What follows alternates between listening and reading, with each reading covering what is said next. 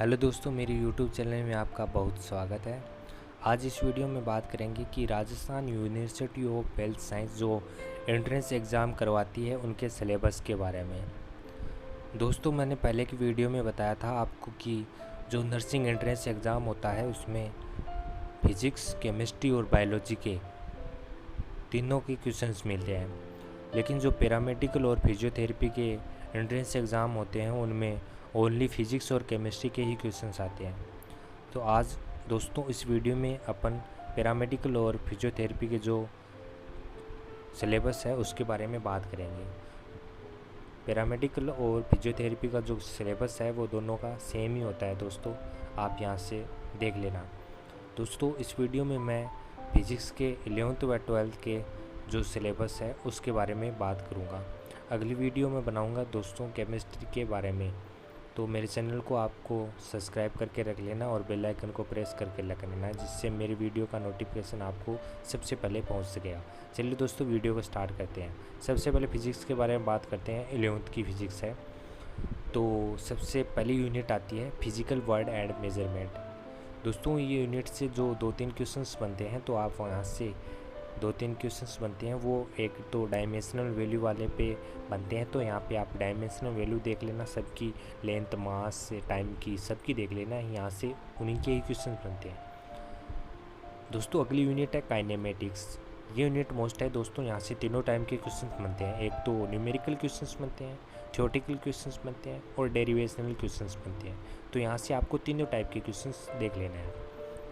अगली यूनिट आती है दोस्तों लॉ ऑफ मोशंस। दोस्तों ये यूनिट से सबसे ज़्यादा क्वेश्चंस मिलते हैं, तो यहाँ से तीनों टाइप के ही क्वेश्चंस आते हैं, थ्योरेटिकल, न्यूमेरिकल और डेरिवेशनल। तो आपको तीनों टाइप के ही क्वेश्चंस देख लेने हैं। दोस्तों जो थ्योरेटिकल क्वेश्चंस बनते हैं वो न्यूटन्स लॉ पे बनते हैं, तो आप यहाँ से न्यूटन्स लॉ को सबसे अच्छी तरीके से पढ़ लेना। अगली यूनिट आती है वर्क, एनर्जी एंड पावर। दोस्तों यहाँ से भी तीनों टाइप के क्वेश्चंस बनते हैं, तो आपको तीनों टाइप के ही क्वेश्चंस देख लेना है।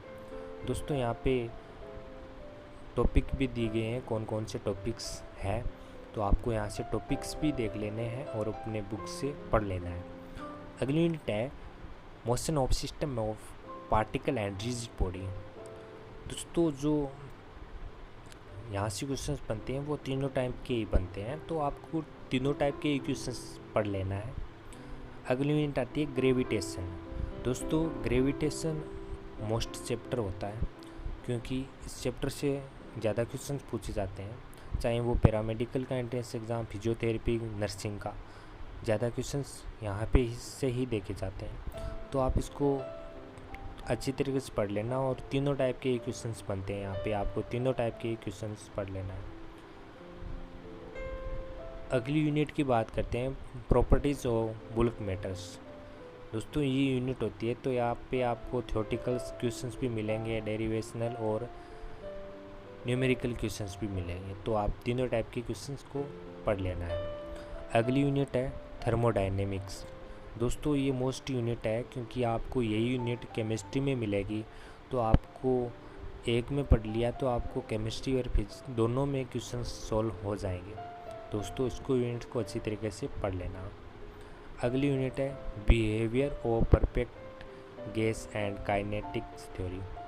दोस्तों ये यूनिट से इजी यूनिट है और इस यूनिट से थ्योरेटिकल क्वेश्चंस बनते हैं जो गैसेज पे बनते हैं, तो आप इससे गैसेज पे जो थ्योरेटिकल क्वेश्चंस बनते हैं वो देख लेना है। अगली यूनिट है ऑक्सीलेशन एंड वेव। दोस्तों यहाँ से जो थ्योरेटिकल क्वेश्चंस बनते हैं वो डॉपलर इफेक्ट से भी बनते हैं और एसएचएम पे थ्योरेटिकल और न्यूमेरिकल दोनों क्वेश्चंस बनते हैं, तो यहाँ से आपको देख लेना है। अब बात करते हैं दोस्तों 12th के सिलेबस के बारे में, कौन कौन सी यूनिट आती है। सबसे पहली यूनिट है इलेक्ट्रोस्टैटिक्स। दोस्तों ये सबसे बड़ी यूनिट है और आप इस यूनिट को अच्छी तरीके से पढ़ लेना, और इस यूनिट से तीनों टाइप के क्वेश्चंस मिलते हैं, थ्योरेटिकल, न्यूमेरिकल और डेरिवेशनल के, तो आप इसको अच्छी तरीके से देख लेना है। अगली यूनिट आती है करंट इलेक्ट्रिसिटी। दोस्तों ये यूनिट भी मोस्ट है, इस यूनिट से भी तीनों टाइप के क्वेश्चंस आते हैं, तो आप अच्छी तरीके से देख लेना। अगली यूनिट आती है magnetic effect of current and magnetism. दोस्तों इस यूनिट से भी तीनों टाइप के क्वेश्चंस मिलते हैं, लेकिन आपको यहाँ से थ्योरेटिकल क्वेश्चंस को ज़्यादा देख लेना है। यहाँ पे आपको थ्योरेटिकल क्वेश्चंस पूछे जाते हैं ज़्यादातर, कई बार न्यूमेरिकल क्वेश्चंस भी पूछे जा सकते हैं। तो आपको तीनों टाइप के क्वेश्चंस को प्रिपेयर करके रखना है। अगली यूनिट की बात करते हैं, तो अगली यूनिट है electromagnetic induction and alternative current. दोस्तों ये यूनिट इजी यूनिट है और यहाँ पे इजी क्वेश्चन पूछे जाते हैं, तो आप इस यूनिट को ध्यान से देख लेना। अगली यूनिट है इलेक्ट्रोमैग्नेटिक वेव। दोस्तों यहाँ से जो क्वेश्चंस डेवलप होते हैं, थ्योरेटिकल क्वेश्चन डेवलप होते हैं, तो आप जो रे होती हैं उसके ऊपर क्वेश्चन डेवलप होते हैं, तो उस क्वेश्चंस को आपको ध्यान से देख लेना है। अगली यूनिट है ऑप्टिक्स। दोस्तों ऑप्टिक्स होती है वो सबसे ईजी होती है। यहाँ पे जो क्वेश्चंस पूछे जाएंगे वो थ्योरेटिकल क्वेश्चंस पूछे जाएंगे, तो आप थ्योरेटिकल क्वेश्चंस को यहाँ से प्रिपेयर करके रखना। अगली यूनिट है dual nature of matter and radiation. दोस्तों यहाँ से भी थ्योरेटिकल क्वेश्चंस पूछे जाते हैं और ये भी इजी यूनिट है, तो आप इस यूनिट को अच्छी तरीके से पढ़ लेना।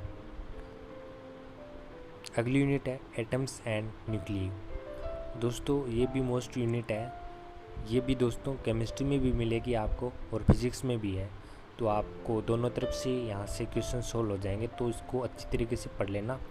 दोनों तरफ से आपको क्वेश्चंस प्रिपेयर हो जाएंगे। अगली यूनिट है इलेक्ट्रॉनिक डिवाइस। दोस्तों इलेक्ट्रॉनिक डिवाइस है, तो यहाँ से जो गेट्स वाले क्वेश्चंस बनते हैं वो यहाँ से बनते हैं और उन क्वेश्चंस का फिक्स क्वेश्चंस आते हैं, तो आप इस यूनिट को अच्छी तरीके से पढ़ लेना। दोस्तों ये था फिजिक्स के 11th व 12th के सिलेबस के बारे में। दोस्तों अगली वीडियो में केमिस्ट्री के सिलेबस के बारे में लेके आने वाला हूँ, तो आप मेरे चैनल को सब्सक्राइब करके रखिए और बेल आइकन को प्रेस करके रखिए। दोस्तों मैं पैरामेडिकल, नर्सिंग और फार्मेसी और फिजियोथेरेपी एंट्रेंस एग्ज़ाम के बारे में वीडियो बनाता रहता हूँ, तो आप मेरे चैनल को जुड़े रहिए।